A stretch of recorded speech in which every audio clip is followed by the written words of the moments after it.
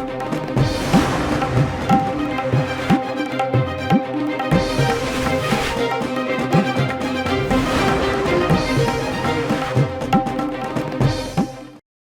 वालेकुम नाज़रीन, ख़ास प्रोग्राम ख़बर ख़याल में आप सभी का एक बार फिर इस्तक़बाल है। ख़बर ख़याल में आज हमने मौजू बनाया है हिंदुस्तान और अमेरिका के माबैन होने वाला एक अहम तरीन मुआहदा, जिसको इससे पहले अमेरिका ने ख़ुद कहा था कि अगर ये मुआहदा जो है हतमी शक्ल इख्तियार कर गया तो फिर ये जो है तमाम मुआहदों की माँ होगी। बाहमी तिजारती मुआहदा, ये जो है बाहमी तिजारती मुआहदा है, अमेरिका और इंडिया के माबैन ये मुआहदा होना है। और जो है इस माहदे के हतमी मराहिल में होने की तस्दीक आज दफ्तर ख़ारजा ने ख़ुद कर दी है। तो दफ्तर ख़ारजा के सेक्रेटरी मिस्री ने जो है बाज़ाब्ता प्रेस कॉन्फ्रेंस करके, विक्रम मिस्री ने बाज़ाब्ता प्रेस कॉन्फ्रेंस करके इस बात की तस्दीक की है कि वज़ीर-ए-आज़म मोदी के गुज़िश्ता रोज़ ट्रंप से मुलाकात के बाद इस माहदे के हतमी मराहिल में दाखिल होने का जो है मामला फाइनलाइज हो गया है। तो अब हम ये कह सकते हैं, देखिए विक्रम मिस्री ने यह भी तस्दीक की है कि बहुत जल्द अमेरिका का एक वफ़द आएगा जो है इस माहदे की सारी जो नुकात हैं, सारे जो क्लॉजेस हैं इस माहदे के, सारे टर्म्स हैं, कंडीशंस हैं, जो कुछ भी जो है इस माहदे के तहत हिंदुस्तान और अमेरिका के माबैन जो भी जो है मामला तय पाने हैं उसकी बगौर स्टडी करेंगे और फिर आखिर में जो है इसको आखिरी जो है थंब दिखा दिया जाएगा, मतलब है कि साइन हो जाएंगे इस पर। तो ये सिचुएशन अभी आ गई। देखिए इस माहदे के हवाले से कहा जाता है कि अमेरिका बहुत ज़माने से, तकरीबन जो है 20 साल से, मनमोहन सिंह के दौर से ही चाहता था कि हिंदुस्तान के साथ एक ऐसा बड़ा तिजारती मुआहदा हो जिसके तहत अमेरिका हिंदुस्तान से बहुत बड़े पैमाने पे जो है अनाज बरामद कर सके, दरामद कर सके। अनाज के अलावा दीगर अशियाए ख़ुर्द-ओ-नोश को दरामद बरामद करने के हवाले से भी जो है अमेरिका बहुत बेचैन था। ज़ाहिरी बात है, अशियाए ख़ुर्द-ओ-नोश मतलब ये कि खाने पीने की अशिया किस इंडिया को सप्लाई की अमेरिका को ज़रूरत इसलिए पड़ गई है कि हिंदुस्तान 140 करोड़ लोगों का मुल्क है। 140 करोड़ नफूस के लिए खाने पीने का जो डिमांड है वो बहुत बड़ा डिमांड है और अमेरिका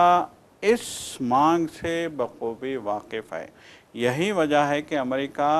मनमोहन सिंह के दौर से ही जो है इस तरह के एक माहदे के लिए बाहमी तिजारत के बेताब था, तड़पता रहा है और जो है कन्विंस करता रहा है। लेकिन जो है मनमोहन सिंह चूँकि एक दूरंदेश सियासतदान थे, एक माहिर माशियात थे और वो जानते थे कि इस तरह के माहदों के जो है क्या नुकसानात हो सकते हैं, इसलिए उन्होंने इस माहदे को जो है हतमी शक्ल देने की कभी कोशिश नहीं की और ये जो है लैतो लाल का शिकार हो गया था। लेकिन जैसे ही मोदी इक़्तिदार में आए सन 2014 में,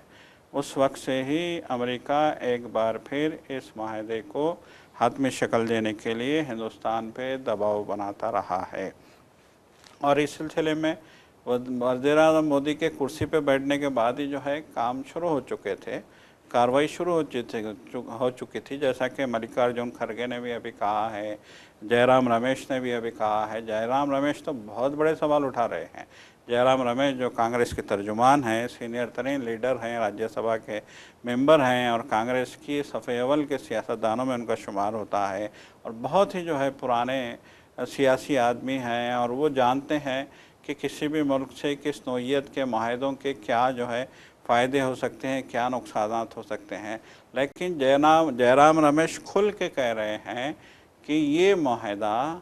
हिंदुस्तान के लिए नुकसानदेह साबित होगा, हिंदुस्तान के किसान और हिंदुस्तान के आम आदमी के पैरों पे कुल्हाड़ी मारने के जो है मुतरादिफ ये जो है माहदा हो सकता है। ये जयराम रमेश ने इससे पहले भी कहा, उन्होंने तशवीश जाहिर की थी। उन्होंने इससे पहले भी खुल के कहा था कि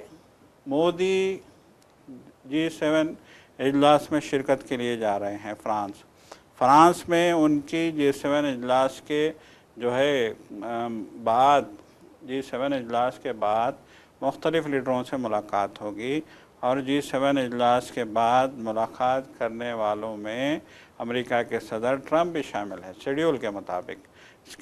मुताबिक जो है ट्रंप भी मोदी से मुलाकात करेंगे और जयराम रमेश ने कहा था कि अमेरिका मुसलसल इस बात की कोशिश कर रहा है कि मोदी से इस मुलाकात में सिर्फ़ और सिर्फ उसी तिजारती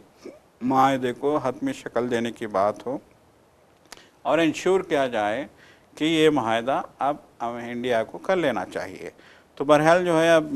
विक्रम मिस्री ने तो ये तस्दीक कर दी है कि मोदी के साथ ट्रंप की मुलाकात में इस माहदे पे बात हुई और इत्तेफाक राय भी हो गया और ये माहदा अब हतमी मराहल में पहुंच चुका है। उन्होंने इस बात की खुल के तस्दीक कर दी है। आप देखिए वो मोदी हुकूमत तो जो है ज़मीन आसमान के क़लाबे मिला रही है, कह रही है कि इंडिया के लिए बहुत बड़ी कामयाबी है और ये जो है माहदे से इंडिया का बहुत फ़ायदा होगा। लेकिन जो माहिरीन हैं, माशी माहिरीन, वो कह रहे हैं कि इस माहदे से इंडिया का किसान सड़क पे आ जाएगा। वो कह रहे हैं कि इस माहदे के बाद अमेरिका अपना सामान इंडिया में डंप करना शुरू कर देगा। देखिए अमेरिका भी यहाँ पे ऐसा नहीं है कि वो एक बहुत बड़ा जो है अमेरिकी मुल्क जो अमेरिका है वो एक किसानों की ज़मीन हो, ऐसा नहीं है। कल्टीवेशन के हवाले से अगर हम बात करें तो हिंदुस्तान से बड़ा मुल्क कोई जो है दुनिया में नहीं है। जहाँ पे देखिए हिंदुस्तान की 80% आबादी जो है किसानों पे निर्भर करती है। मतलब एक ज़मीन फसल पे और ज़मीन से उगने वाले अनाज पे डिपेंड करती है 80%। इंडिया की आबादी, इंडिया की मैशियत देखिए हर ज़माने में जब से आज़ादी मिली है हिंदुस्तान को, उस वक्त से ही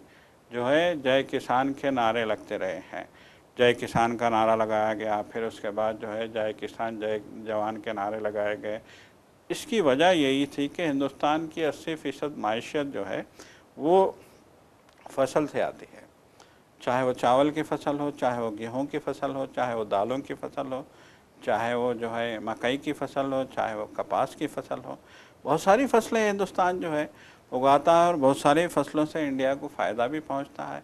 और एक्सपोर्ट भी होती हैं यहाँ से फसलें। बहुत सारे लोग मुल्कों की जो है ग़िज़ाई ज़रूरियात भी जो है हिंदुस्तान से पूरी होती हैं। खुराक की जो भी ज़रूरत है, ख़ास तौर पे जो है हम जो गंदम उगाते हैं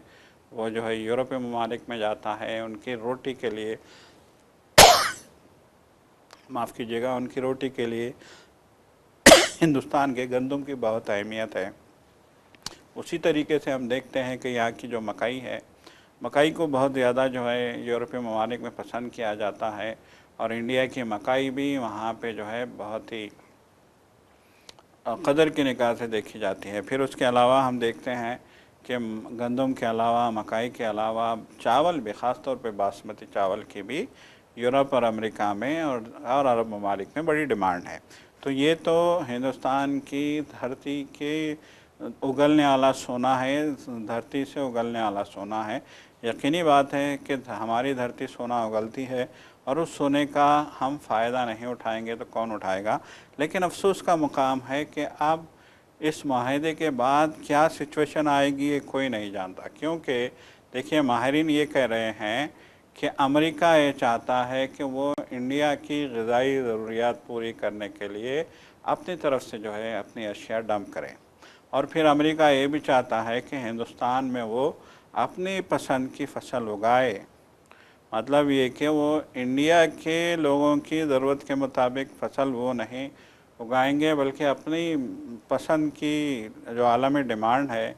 उस नौइयत की फसल उगाएंगे। अब उसके लिए वो अनाज भी उगा सकते हैं या फिर कोई जो है ऐसी दीगर अशिया भी उगा सकते हैं। इस बात को लेकर भी लोगों में एक बड़ी तशवीश है कि अमेरिका आखिर चाहता क्या है। लेकिन जो है ये उसी वक्त ये सारी बातें खुल के सामने आएगी जब इस माहदे के सारे नुकात, सारे कंडीशन, सारे टर्म्स जो है मीडिया के सामने आ जाएंगे, आवाम के सामने आ जाएंगे, अपोजिशन के सामने आ जाएंगे और जो है अवामी कर दिए जाएंगे। देखिए अब सबसे बड़ा मसला यही है कि बीजेपी हुकूमत का सबसे बड़ा अलमिया यही है कि बीजेपी जब भी किसी बाहर के मुल्क से या किसी बड़ी ताकत से मुआहदा करती है या जो एग्रीमेंट करती है तो उसकी जो है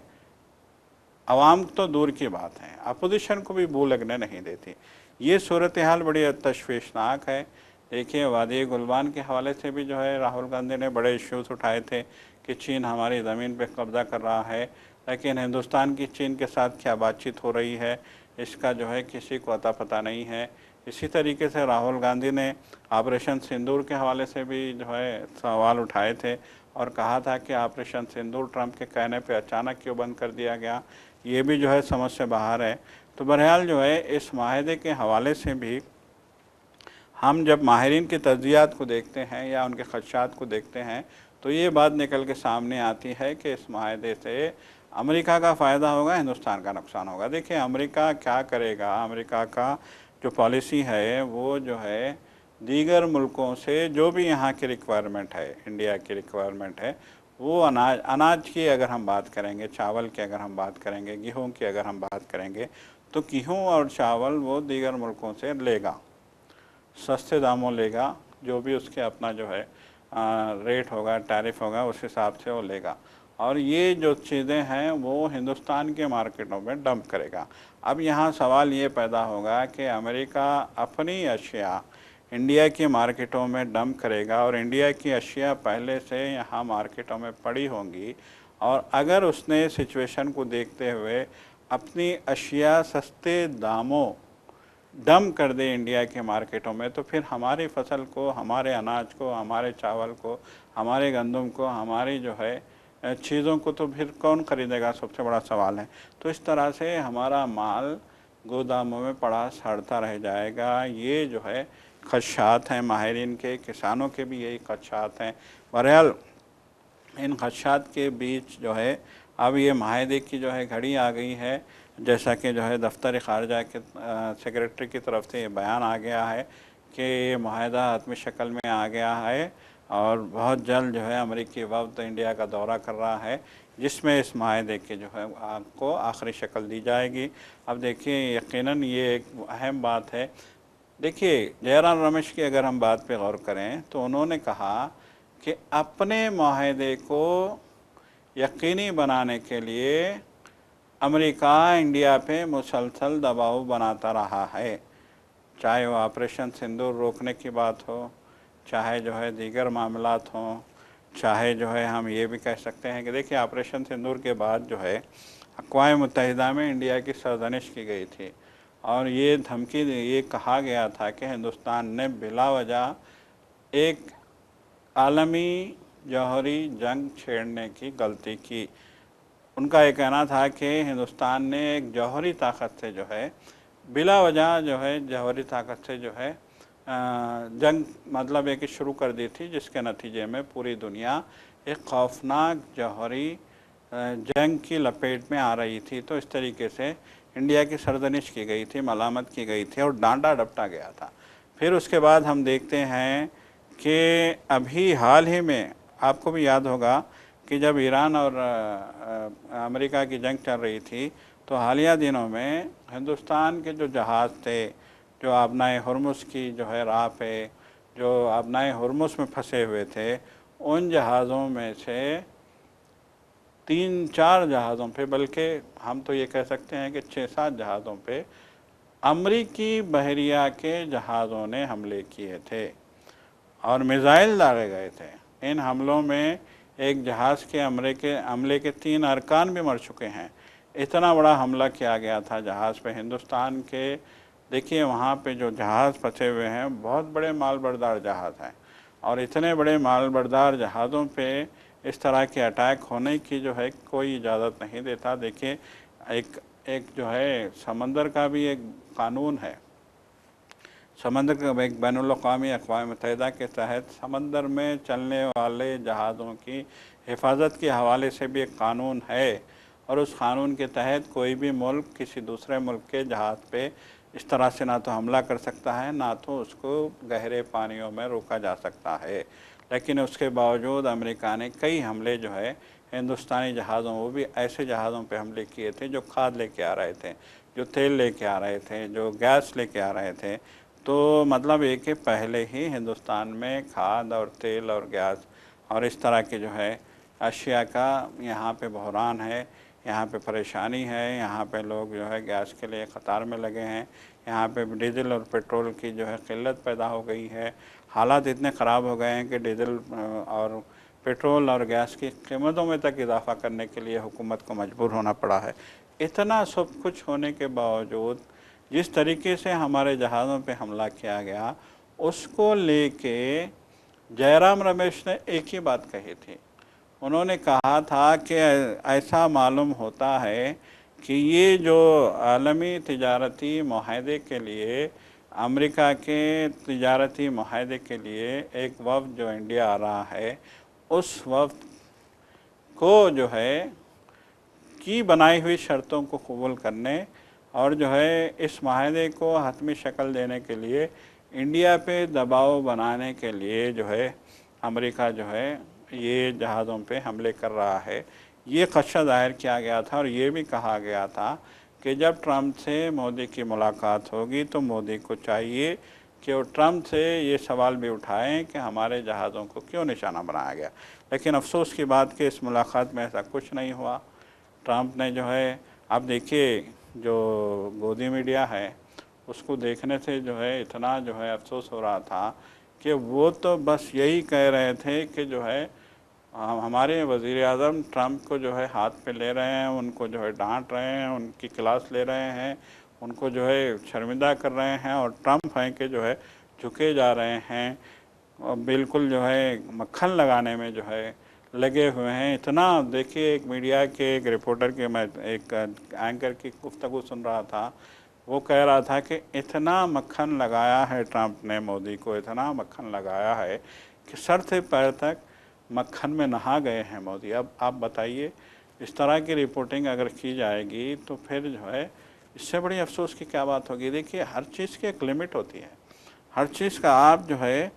आप वहाँ पे बैठे हैं, आप खबर दिखा रहे हैं, तो ये आपकी ज़िम्मेदारी है कि आप उस खबर को पूरी सच्चाई के साथ, गैर जानिबदारी के साथ और एक आलमी डिप्लोमेसी के हिसाब से वो खबर दिखाएं। उसके बजाय आप सिर्फ ये कह रहे हैं कि हमारे मोदी जी जो है विश्वगुरु है और सारी दुनिया जो है मोदी जी की ग़ुलाम बनी हुई है, तो ये आप अपने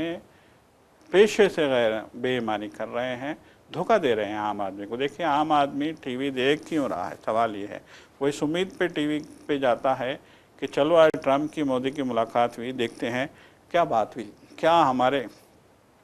मुल्क का इसमें कुछ मफाद जो है पिन्हा है,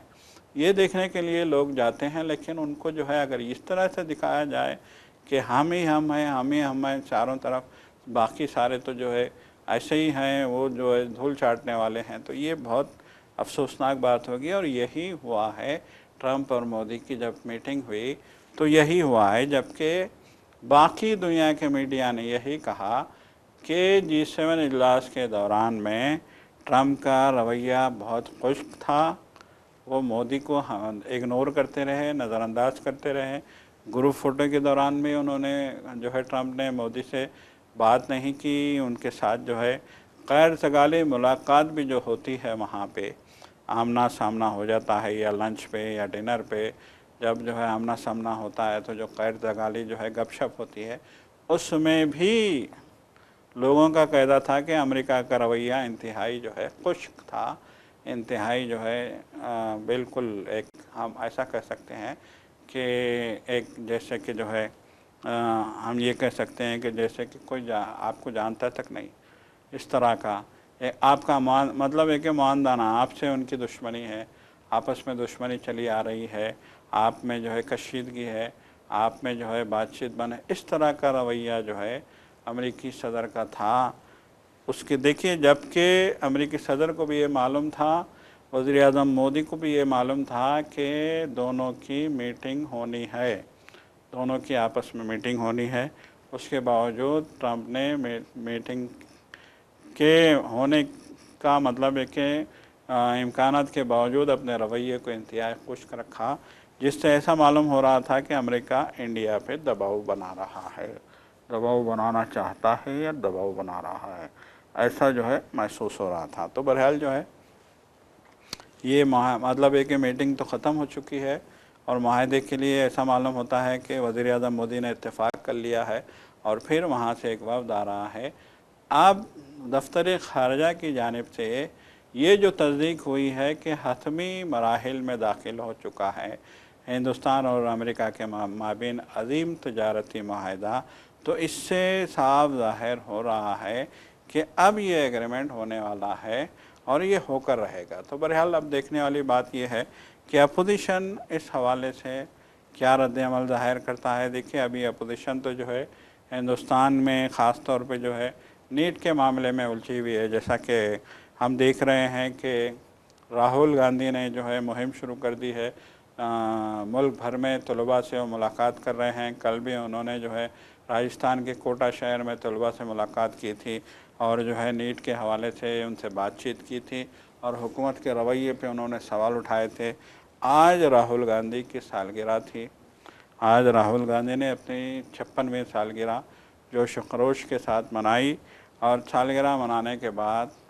कहा जाता है कि वो तलबा से मिलने के लिए भी जो है गए, तलबा से भी उनकी मुलाकात हुई और राहुल गांधी चाहते हैं कि हिंदुस्तान के मुख्तलिफ़ शहरों में बाज़ाब्ता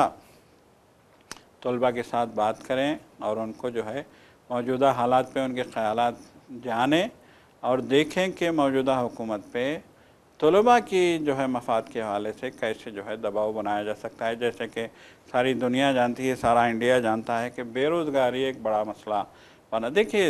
ये सबसे बड़ा अलमिया ये है हमारे मुल्क का कि आज दुनिया में सबसे बड़ी यूथ अगर कहीं पाई जाती है तो वह इंडिया में है। मतलब ये कि यूथ की आबादी सबसे ज़्यादा इंडिया में है। इंडिया में यूथ जो है बहुत ज़्यादा बड़ी तादाद में है और उसके बावजूद यूथ की ज़रूरियात को मद्देनज़र नहीं रखा जा रहा है। ये भी एक बहुत ही जो है तशवीशनाक बात है। अब देखिए, नीट का एग्ज़ाम हुआ, पेपर लीक हुआ, एग्ज़ाम कैंसिल, फिर से दोबारा अब 21 तारीख को एग्ज़ाम होने जा रहा है जून की। अब उस एग्ज़ाम के लिए तलबा तैयारी कर रहे हैं, दूसरी जानिब जो है टेलीग्राम पे बैन लगा दिया गया और बहुत सारी चीज़ें हुकूमत की तरफ से जारी हैं। लेकिन राहुल गांधी भी जो है तलबा से यही कह रहे हैं कि आपको अब जो है आप में अब बेदारी पैदा होनी चाहिए। आपको ये मालूम होना चाहिए कि आपके हुकूक़ क्या हैं, आपके पेपर लीक क्यों हो रहे हैं, आपके जो है नौकरियां क्यों नहीं मिल रही हैं, आपकी मेहनत क्यों रायगा जा रही है। आप जो मेहनत करते हैं, तालीम हासिल करते हैं, आपको नीट में जो है क्रैक करना है, यूपीपीएससी में क्रैक करना है, आपको जो है दीगर जॉब चाहिए, लेकिन उसके लिए हमारी हुकूमत किस हद तक तैयार है। तो ये सारी चीज़ें अब राहुल गांधी यूथ के साथ शेयर करना चाहते हैं, बातचीत करना चाहते हैं। उधर जो है बीजेपी के लीडर ये इल्ज़ाम लगा रहे हैं कि राहुल गांधी यूथ को बहकाने की कोशिश कर रहे हैं। आप देखिए, अगर यूथ से आप नीट के पेपर लीक होने की बात करेंगे, बेरोज़गारी की बात करेंगे यूथ से, और यूथ से ये सवाल करेंगे कि आपने ग्रेजुएशन तो कर लिया है, आपने जो है वो सारे प्रोफेशनल कोर्सेस कर लिए हैं, लेकिन अब आगे आपका क्या मुस्तकबिल क्या है, तो उनके पास कोई सवाल का जवाब नहीं है उनके पास। देखिए, यूथ का तो साफ़ तौर पे कहना है कि हमने डिग्रियां लेके हमने अब सड़क नापने का काम शुरू कर दिया है। हमें कहीं नज़र नहीं आ रहा कि हमारे साथ क्या होगा, हमारा फ्यूचर क्या होगा, हमें जॉब मिलेगी कि नहीं मिलेगी, हम कब तक प्राइवेट कंपनियों में अपने आप को जो है झोंकते रहेंगे, अपना इस्तेसाल करवाते रहेंगे। सरकारी इदारे देखिए, रेलवे महकमा रेल में जो है इतनी वैकेंसियाँ खाली हैं, इतनी वैकेंसियाँ खाली हैं। रेलवे के महकमे वाले ख़ुद कह रहे हैं कि स्टाफ की कमी की वजह से हमें जो है सर्विसेज देने में बहुत मुश्किल पेश आ रही है। और एक तशवीश ये भी है कि जो प्राइवेट इदारे, जो प्राइवेट ग्रुप्स हैं, जो वो टेक ओवर कर रहे हैं, चाहे वो रेलवे स्टेशन हो, चाहे वो रेलवे सर्विसेज हों, चाहे वो एयरपोर्ट्स हों, चाहे जो है मतलब है कि फ़ज़ाई सर्विसेज हों, चाहे बंदरगाहें हों, बंदरगाहों की खिदमत हों, ये सारी चीज़ें वो टेक ओवर कर रहे हैं। और उसके बाद यूथ को जो है आर्जी मुलाजिमतों पे रखा जा रहा है, आर्जी जॉब्स उनको दिए जा रहे हैं बहुत ही कलील जो है तनख्वाह में। तो इसको लेके भी राहुल गांधी आवाज़ उठा रहे हैं। तो बहरहाल राहुल गांधी की सालगिरह का एक जानिब जोश है, वज़ीर आज़म चूँकि राहुल गांधी कायदा पोजीशन है लोकसभा में, तो वज़ीर आज़म को भी मजबूर होकर राहुल गांधी को उनकी सालगिरह की मुबारकबाद देने के लिए मजबूर होना पड़ा और नेक ख्वाहिशात ज़ाहिर करनी पड़ी और लंबी उम्र के लिए दुआ भी करनी पड़ी। तो बहरहाल वज़ीर आज़म ने जो है दुआ की है राहुल गांधी के लिए और राहुल गांधी का बर्थडे बड़ा जोश व खरोश से कांग्रेस वालों ने मनाया है। तो एक बात ये हो गई। दूसरी बात ये हो गई कि ये जो मतलब एक है जो शिवसेना और टीएमसी में बगावत की जो खबरें आ रही थी, उन खबरों के बीच आज संजय राउत ने एक बार फिर साफ तौर पे दो टोक अंदाज में कह दिया है कि जिस तरह का माहौल अब इस मुल्क में बन रहा है, उस माहौल के बाद ऐसा मालूम होता है कि 2029 में राहुल गांधी की क़यादत में इस मुल्क में एक नई हुकूमत कायम होगी और वो हुकूमत हमारे मुल्क के अवाम के लिए, हमारे यूथ के लिए और इस मुल्क की जो है मफाद के लिए काम करेगी। उन्होंने कहा कि इसी खौफ के तहत बीजेपी और बीजेपी के लीडरान, ख़ास तौर पे उन्होंने जो है अमित शाह और मोदी का नाम लिया और कहा कि बीजेपी के सीनियर लीडरान इसी खौफ के खदशे मारे मुख्तलिफ़ सियासी जमातों को कमज़ोर करने के लिए उनमें सेंध लगा रहे हैं। तो बहरहाल जो है आज के जो सियासी मौज़ूआत थे उसमें यही अहम मामलात थे। तो बहरहाल नाज़रीन, अब हमारा वक्त हो चला है। इंशाअल्लाह कल हम एक नए मौजू के साथ, नए जो है इश्यूज़ के साथ, नई खबरों के साथ आपसे फिर से रूबरू होंगे। तब तक के लिए मुझे और हमारी टीम को इजाज़त दीजिए। खुदा हाफ़िज़।